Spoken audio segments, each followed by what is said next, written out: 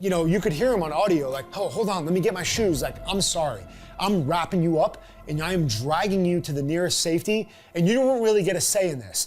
We are now on the X and I am in control of the X and this is my fight. The information in this podcast is for entertainment and educational purposes. Our informational content cannot address all dangerous situations and cannot guarantee your survival or prevent injuries when the unexpected happens. The decision to carry a firearm, either for recreation or for personal defense, carries the risk and potential for injury and or death. Therefore, it is advised that you seek out and acquire proper training before using a firearm or any firearm-related product. What are some self-defense techniques? What would happen if there was a global internet outage? What should I do if I hear shots ringing out? Or what I should do if there's a major terrorist attack? What should I have? What's the best? What should I do? What does that look like? What would you recommend? Is there anything I could do?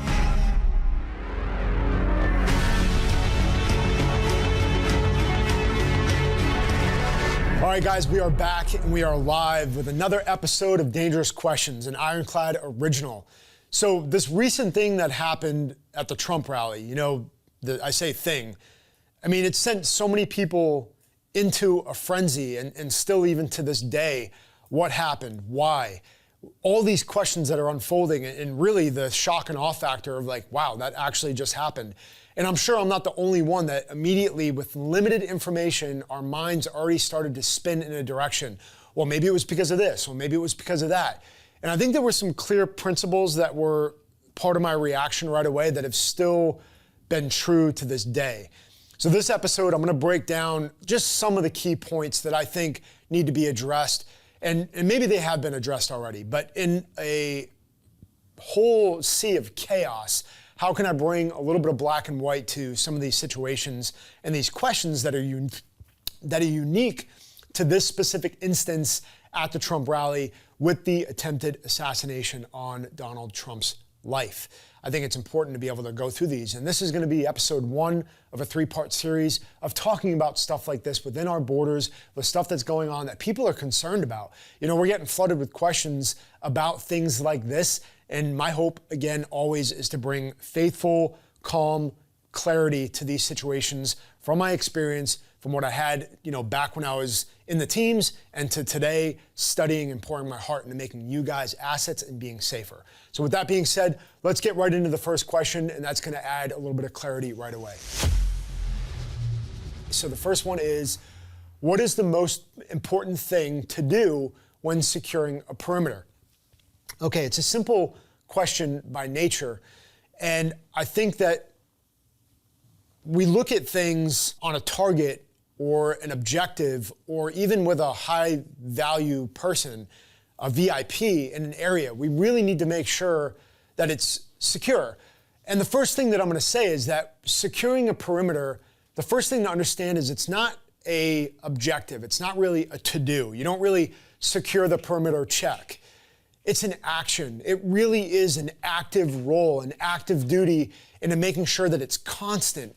Once you start the process and the momentum of securing a perimeter, it does not end until you leave that area. That's when it ends. And even then, you're rolling out of there trying to maintain a level of security. So just know that right away, that it just doesn't end. It's an active participation by you or by any agency that's there that needs to secure this perimeter. The next thing that I'll say is that when I think about securing something, it really does come down to exhausting all possible options. So a perimeter can be rolling. You can have a rolling perimeter. You can have a moving perimeter. You can have a stationary perimeter. And honestly, stationary perimeters are easier to lock down. And I say easier, remember, it's always active, but they're really black and white in the sense of, you know, this building's not going to pick up and move here. Where a rolling perimeter, if we're in a convoy or we're moving on foot, it's constantly changing. It's a lot harder to keep up with. But in the sense of this rally, there was a stationary perimeter. And I want to exhaust all options on that. And what that means is that I want to know anything that could affect me from the outside looking in and then from the inside looking out. If I'm stationary at a place, on a podium, for instance, where it's very locked in, I need to see every angle of approach, every single angle of threat and possibility, and make sure I have that covered.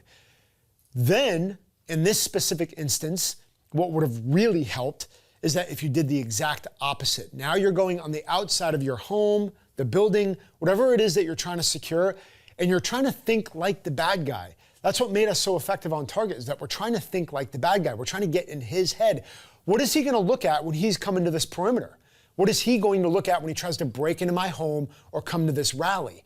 I am trying to find those areas of approach, avenues of threat, and cover down on them. Now, the A+ answer to that is that I have somebody in each one of those positions where they can't even get into a position that would be a threat. We've already got that covered.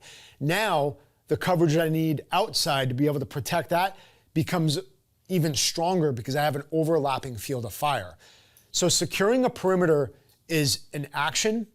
It's exhaustive. You have to look at every approach, every nook and cranny needs to be covered down on. What's going on in the basement? What do the ladderways look like? What do the alleyways look like? Everything needs to be looked at. And you need to constantly reassess because it's an adaptation too, because if you have more people than you expected or less people than you expected or in different areas, there might be something in that rolling security that pops up that says, you know what, I need to take a deeper look at this right now. And again, what failed on the outside of that perimeter was that just didn't happen. The coverage on the outside of putting guys where there could have been a potential threat just did not occur. And then on top of that, there was enforcement and there was agencies not doing their job that should have stopped that way earlier from happening. I mean, look, I always talk about awareness. Perimeter security is exactly what it says, and it has awareness tied in every bit of it. You need to find it before it happens. You need to identify it before it unfolds. There was people yelling that there was a guy crawling on a roof with a gun. I mean, let's be clear here. That should have been stopped way before it even happened. Even people were aware of that. So even with our own common sense, we can see where we could have done better in that perimeter, in that security, in those rings of security that they had. It failed again and again and again, all the way up to the point where somebody got a shot off on the president or a former president of the United States. And again, your own perimeter, your own home, these principles apply to everything that we're looking at from a perspective of that security. Remember, it's exhaustive. Okay, so a lot of these pertain to what happened to the Trump rally, but don't forget to apply these to your own mindset of, oh, what about at work? What about at home? And then you'll be able to have a little bit of a different perspective. All right, guys, this segment of Dangerous Questions is also brought to you by Mountain Tough. Mountain Tough Plus is the fitness app that's trusted by the dedicated. Who's the dedicated? You guys watching this show. We care about our ability to become assets and to be able to handle these situations, these scenarios. We're asking these questions for a reason. This is a fitness app that gives you no excuses and sets a level of fitness mindset that you guys can take with you everywhere. Mountain Tough is an all-access subscription platform. It gives you access to everything that they have available. World-class home fitness programs, mental training, self-improvement, prehab, rehab, everything that you guys need to set a solid foundation of fitness for your life. Again, you know fitness is really important to me, and I highly recommend this fitness app. And here on Dangerous Questions, we talk about it all the time. You've got to be prepared. Mountain Tough is giving an exclusive discount for all Dangerous Question listeners. Use the code DANGEROUS at mountaintough.com on the monthly subscription. You'll get your first month free, and that's on top of the 14-day free trial, giving you guys 6 weeks to test this out. 6 weeks of free trading at mountaintough.com. Go check it out.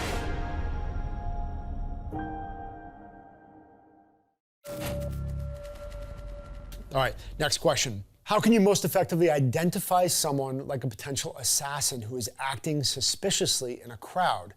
Now, the word suspiciously there, I want to be able to dial in on that. You know, this question is very specific. How can I go anywhere and identify somebody that's looking shady, or they look out of place, or they look like they might do something? Now, part of when I was thinking about this question was, everybody looks weird today. Everybody looks different. Everybody looks out of place. You know, when you start to think like that, there's this level of almost paranoia and stress that comes over you that's not really healthy. It's the calm focus that really allows you to identify things.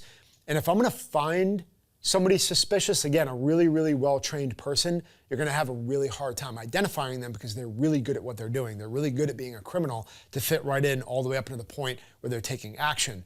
But there still can be things out of place, or even where they're positioning themselves, or even things that they don't know they're doing. As the environment evolves, as this Trump rally evolved, right? Oh, okay, everybody's getting together. They're coming in the door now. I kind of know the procedures. I know nobody is supposed to be allowed to have weapons in here. I know where the rings of security are. So I'm increasing my confidence as somebody that's supposed to be protecting and securing this, but I'm evolving with the environment. I'm watching these things happen. The key thing to identifying something is having experience. You know, again, can we walk into a ball game and kind of look around and be like, yeah, that's weird. That guy's kind of acting off, or maybe he drank too much, or he did something that puts him out of place, or he starts acting up and the hairs stand up on the back of your neck, right? Like, I might have to do something about this guy. I might be the one that has to stop this guy. Oftentimes, your instinct gets overlooked. Your gut, your instinct, I talk about that so much, is to rely on that, right, Leo? Leo's here with me. My boy is sitting over here. I talk about trusting your instincts. Most people today just brush it off as being like, meh, that's not really what I thought it was, or I'm kind of thinking something, but it's just me being paranoid again, or I overthink this stuff sometimes.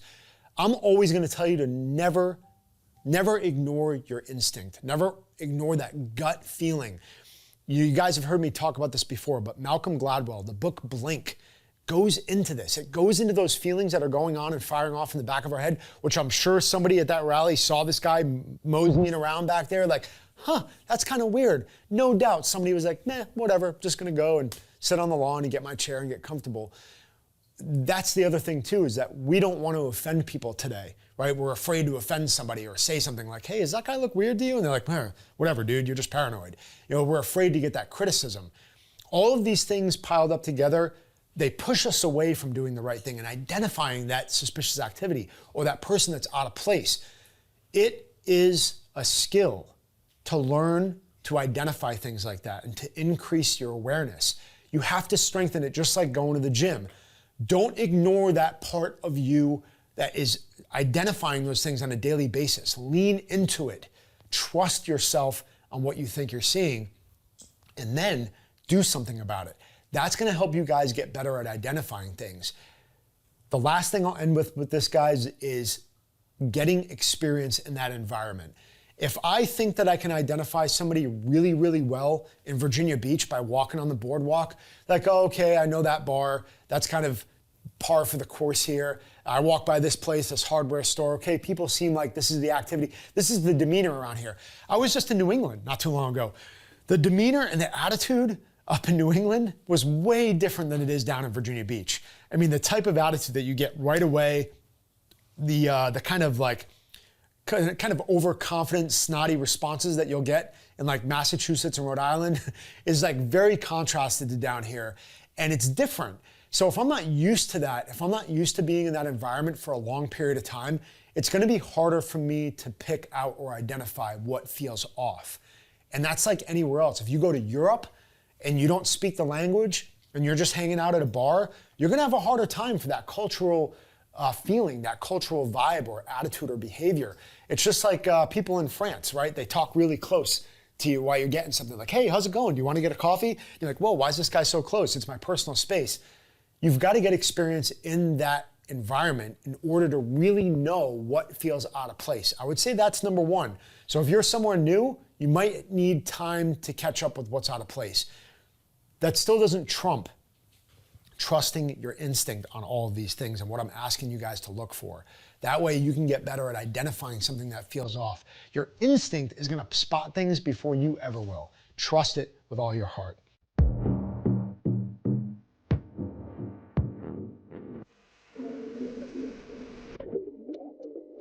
You've seen what we've been able to do with the Navy SEAL Foundation in the past. We've done campaigns, films, and tons of other awesome content. Our latest Ironclad original, On the X, is made in partnership with the foundation. We are really excited about this weekly podcast and YouTube show. One of the debut episodes we're really excited to have on best-selling author and podcaster Malcolm Gladwell.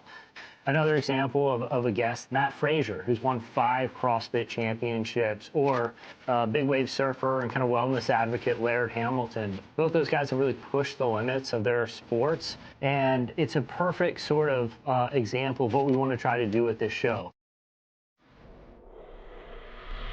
So the next question, so watching this video of the area where the shooting happened, can you break down what the Secret Service snipers did wrong when choosing a position?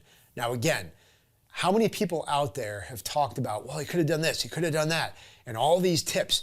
I wasn't on the X, so I'm really never gonna know. Those guys could be watching this video right now and saying, okay, what's Dom gonna say about what I did wrong?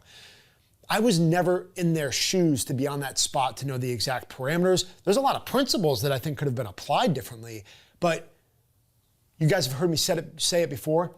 Know the rules like a pro, so you can break them like an artist. All right, Leo got it right. So know the rules like a pro, so you can break them like an artist. Now, there may have been things that they had to push or change or break because of certain different environmental factors. It doesn't change the fact that the things that went wrong, it doesn't change the fact that they could be way better in a lot of areas, but I'm always very conscious of what those guys were going through. You know, if you look at the position that they were in, first thing they should have done was been in the position that the other guy was in, the actual assassin, right? That guy that attempted to take Donald Trump's life, there should have been somebody in that position. If that was a field of view, that should have been covered down on, first and foremost. Now, just looking at these guys to give them a little bit of credit, right, to start before I hammer them, there are some awkward positions that I've been in combat, in a real world scenario. There are situations where I'm like, man, I thought that it was gonna be like this, but I have to get into a way different position because of what I thought I was gonna need to do. Now I'm in an awkward position. That's why we always train in awkward positions, so we're prepared for shots like that, where yeah, would it be nice if these guys were nice down in the prone and all weighted down, but they lose a little bit of mobility, they lose a little bit of that, and who knows how much they've been flexing or what they're hearing on comms. At this point, is that the most stable shooting platform? No, absolutely not. Do I think that they're adapting to the best of their ability? Yes. I think that they're applying what they need to do. They should have shot that guy as soon as he popped his head up, right? So there's a level of scanning, there's a level of training, there's a level of manpower that they just did not cover down on. So their position on top of that roof, like no, in combat, that's ridiculous. It's the last place that I want to be. I want to be in a position where I can't be seen so they can prepare. You know, what's to say that they wouldn't have started with the actual guys that they could see and then moved to the other part of the crowd? Of course, that wasn't his plan, but these guys are sticking it out there, but they have to in some cases, because what vantage points could they see? I still don't even know. With all the knowledge that's out there, I don't know what other vantage points they would have had to be able to cover down on this guy.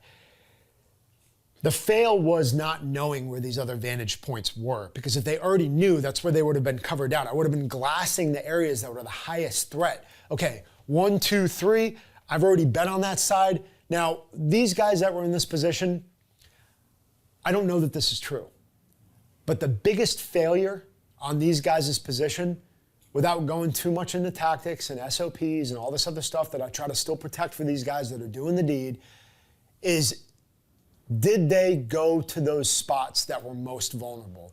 Did they walk and did they feel and did they put themselves into the scenario where it's like, oh, this would be a perfect spot if I was the bad guy to sit?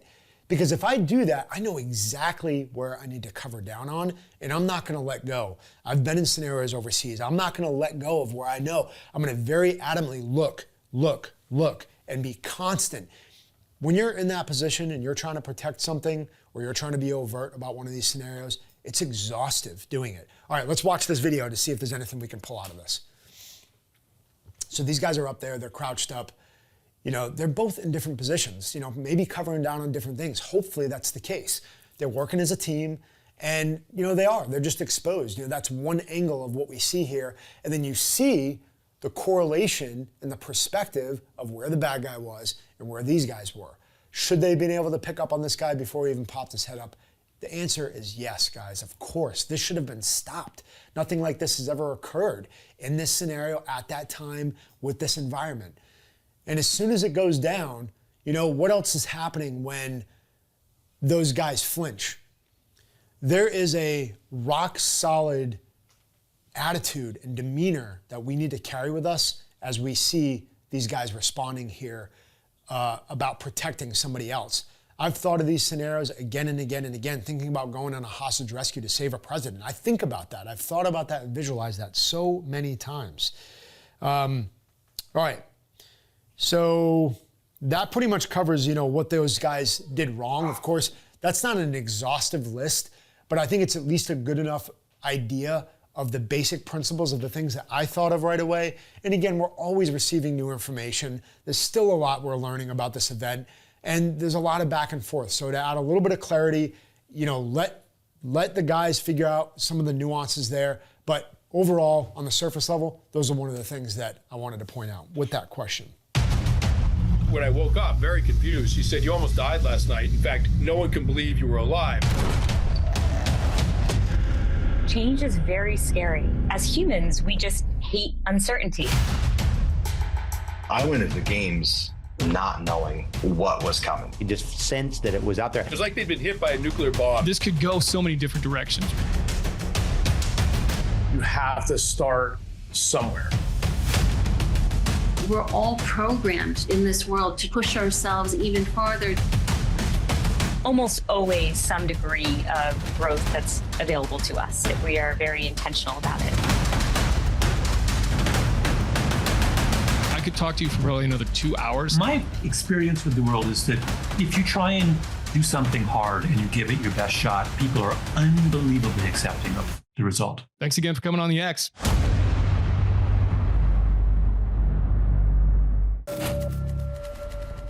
Next question, I think, is really important. In fact, I wanted to get into this because I know what I would have done. I've worked self-protection, I've worked security details for people, I've helped people real time overseas. So immediately when I saw this video, I was like, man, this is something that needs to be addressed, even for the guys that were working that day. I know there was a couple pictures that were really cool that were taken, and Trump's got his fist in the air, he's got blood all over himself. I mean, those obviously will go down in history, right? All right, let's get into the question. I'll explain what I'm talking about. What was your response to how the Secret Service tackled and covered former President Trump and how he addressed the crowd after getting shot? I'm just going to tell you real quick, the first thing that would have happened when I hear shots ring out after getting on top of him and getting him into the most secure position possible. And again, in that scenario, hearing where shots are coming from, trying to get an angle, get low, get out of the field of view, find some cover. I don't care. Donald Trump doesn't become Donald Trump anymore. Donald Trump becomes an object that I need to protect with my life. And, you could hear him on audio, oh, hold on, let me get my shoes. I'm sorry. I'm wrapping you up and I am dragging you to the nearest safety. And you don't really get a say in this. We are now on the X and I am in control of the X. And this is my fight. Shots are going off. And I don't know what the secondaries could be. I don't know if there was going to be another threat. And honestly, I think this was a very lazy position to be in. Some guys communicating go, some guys saying move. I am ripping him off the stage and getting him into a different spot. I can tell you there's probably too many chiefs right there trying to say one thing or another or try to let the president dictate the movement there to be like, hey, let me get my shoes. I am sorry. You do not have the time or the say in what goes on. It's just like hostage rescue. If I go on target to save you, there's really nothing else that matters than me securing the room that you're in and then figuring out how to handle it to the best of my ability. You're in an exposed platform here. At no point would I have allowed him to stand up like that and move around. And again, it occurred. There was a little bit of laziness here of what happened. I mean, look at that. They are sitting out in the open and you don't know if there's secondaries. And I think,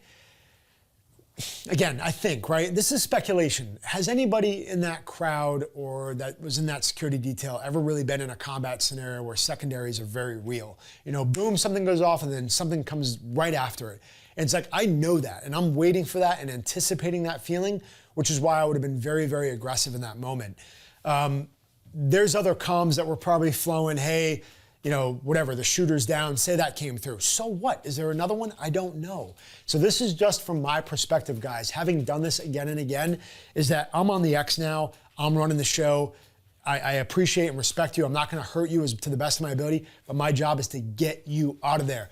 Just like Leo is with me today.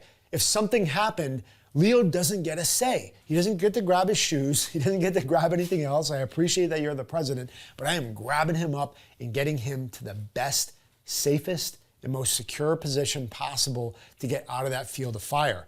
I mean, that's just something that's a no-brainer for me. And not everybody's gonna think like me, guys. This is part of why I'm doing this and answering these questions, is that not everybody's gonna have the level of experience and understanding and perspective that I have. And there might be guys out there that don't agree with me, and that's fine. You don't have to, but you're not me.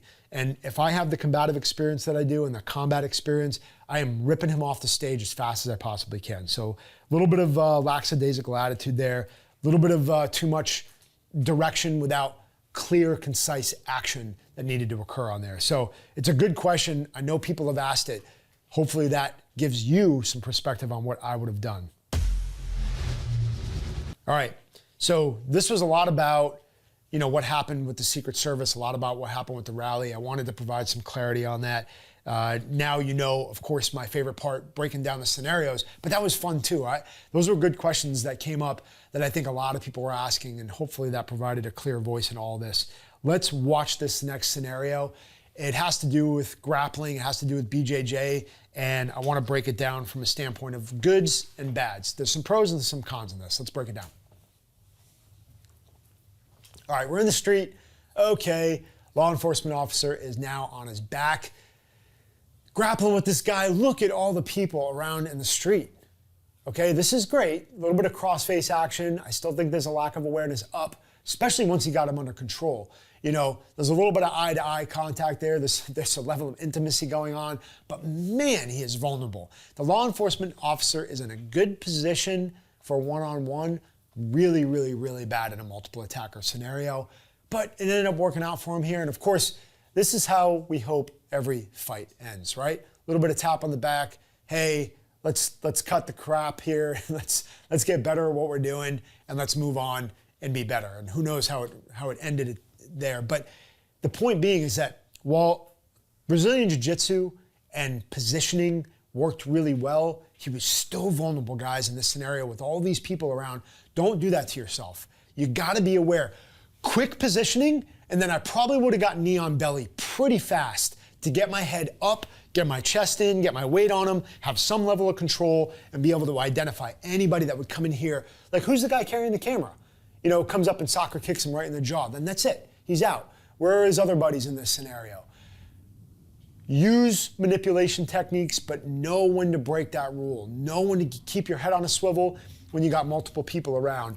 Ultimately, great to apply. Know when to do it. Have the wisdom to be able to apply this into every scenario. You know, it's a simple grappling move. I mean, this happens every day all over the world. People are tussling, they're moving around. You know, this guy tried to fight, but realized quickly he was outnumbered. Good reversal there, good sweep. He's got him in mount now.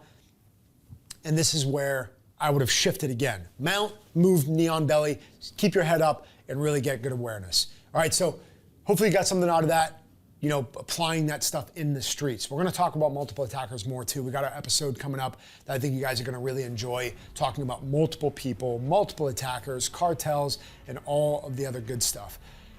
This is Dangerous Questions, guys. It's getting better and better. We appreciate all your support.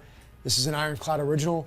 We appreciate everybody, your energy, and God bless you guys. See you on the next episode. Peace.